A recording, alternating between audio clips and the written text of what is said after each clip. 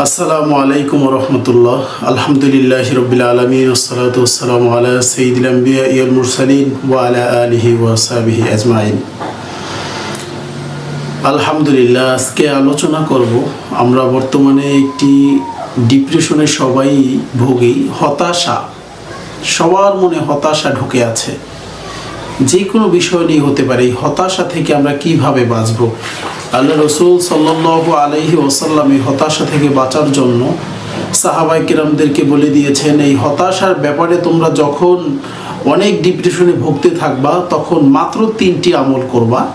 এই 3টি আমল যদি বান্দা ইমানের সাথে, ইয়াকিনের সাথে করতে পারে তাহলে সমস্ত হতাশা থেকে আল্লাহ বাঁচিয়ে দিবেন। সুবহানাল্লাহ।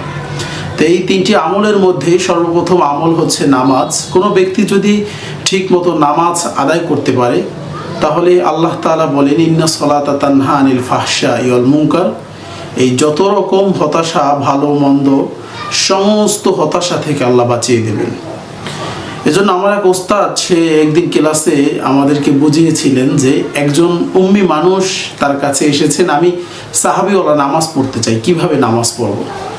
তো তার কাছে আসার পরে সে বলেছেন, সাহাবীওয়ালা নামাজ যেহেতু তুমি পড়তে চাও তো অমুক হুজুরের কাছে যাও। তখন ওই উম্মি ব্যক্তি আশ্চর্য হলেন যে আমি এত বড় একজন আলেম, যে মুহাদ্দিস, শাইখুল হাদিস, 2-3টা মাদ্রাসার, তার কাছে আসলাম সাহাবীওয়ালা নামাজ শিখতে, তো সে আমাকে পাঠাচ্ছে এমন এক ব্যক্তির কাছে যে আবেদ, আলেম নয় কিন্তু ইবাদতের ক্ষেত্রে অনেক বড়। তো ব্যক্তি ওই রকম কন্টিনিউ সে যাচ্ছে তার কাছে নামাজ শিখতে। তো নামাজ শিখতে যাওয়ার পরে বলে, তুমি কি জন্য আসছো? বলে, আমি সাহাবীওয়ালা নামাজ শিখতে চাই, অমুক হুজুর আপনার কাছে পাঠিয়েছেন। তো সে বলল, যাও উজু করে আসো, তবে উজুটা যেন আল্লাহর জন্য হয়। তো সে উজু করতে চলে গেল।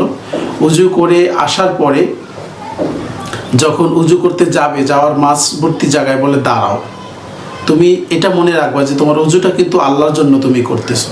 আবার উজু শুরু করেছে, তখনও সে বলতেছে যে মনে রেখো উজুটা যেন আল্লাহর জন্য হয়, আল্লাহর ইবাদতের জন্য তুমি উজু করতেছো।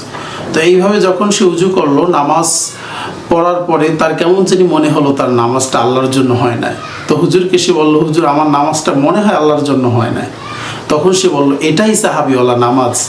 অর্থাৎ তোমার নামাজটা সাহাবীরা এমনভাবে পড়তো যে অনেক সুন্দর করে পড়ার পরও কেমন জানি মনে হইতো আমার নামাজটা আল্লাহর চাওয়া পাওয়া নামাজের মতো হয় না। এভাবে নামাজ যদি আমরা পড়ি, সমস্ত হতাশা থেকে আল্লাহ বাঁচিয়ে দেবেন।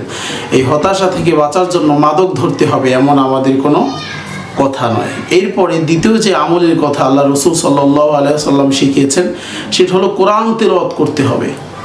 কোরআন তেলাওয়াত করতে গিয়ে মাঝে মাঝে তো এমন হয়ে যায় যে একটা আয়াত পড়তে 1-2 ঘন্টা চলে যায়, কিন্তু তারপরেও ওই আয়াতের মজা ফুরায় না। এজন্য যারা কোরআনের মজা পায়, যারা কোরআনের স্বাদ বোঝে, তারা দেখবেন কোরআন সামনে না থাকলেও কেমন জানি সারাদিন গুনগুন করে কোরআনের গান গাইতেই থাকে।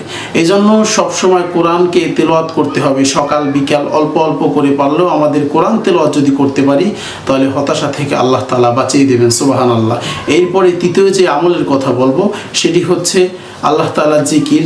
রাসূল করিম সাল্লাল্লাহু আলাইহি সাল্লাম বলেছেন, যদি মানুষ ঠিকমতো জিকির করে আল্লাহ তাআলাকে খুশি করতে পারে, হাঁটতে চলতে জিকির করবে এবং মানুষকে দেখা হলে জিকিরের নসিহত করবে, তো জিকির করে তার জবানটা যদি চালু রাখতে পারে, জবানটা জীবিত রাখতে পারে, আল্লাহ রাসূল সাল্লাল্লাহু আলাইহি ওয়াসাল্লাম অন্য হাদিসের ভিতর বলেছেন, এই জিকির থেকে তার জবানটা চালু রাখার কারণে ব্যক্তি মৃত্যুবরণ করতে দেরি এই জিকিরে তাকে জান্নাতে নিয়ে যাবে। সুবহানাল্লাহ।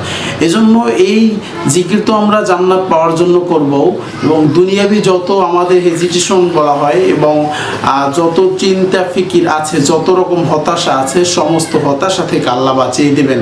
এজন্য আমাদের সবারই এই 3টা আমলের কথা যদি স্মরণের সাথে একেবারে হৃদয়ের সাথে গেঁথে নেই, আল্লাহ ইনশাআল্লাহ আমাদের সকলকে এই ডিপ্রেশন থেকে, হতাশা থেকে বাঁচিয়ে দেবেন ইনশাআল্লাহ।